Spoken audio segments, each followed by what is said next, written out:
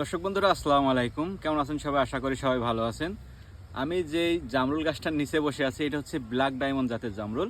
আর এই জামরুল গাছটা দেখেন যে জিও ব্যাগের ভিতরে সেট আপ করা আছে।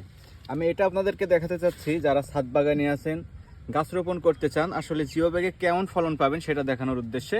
এই যে জামরুল গাছটাতে দেখেন যে কি পরিমাণ ফলন হয়েছে। এই যে দেখেন একদম গোড়ার থেকে ধরা শুরু হয়েছে। আর এই দেখেন ফল দেখেন, ঠিক আছে।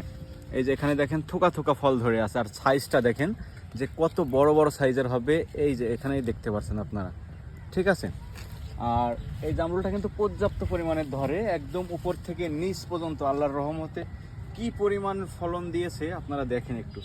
আর এটাতে কিন্তু আপনার বড় সাইজের, ছোট সাইজের সব ধরনের জামরুল রয়েছে। থোকা থোকা এই দেখেন একদম আগাগোড়া সেম সমান।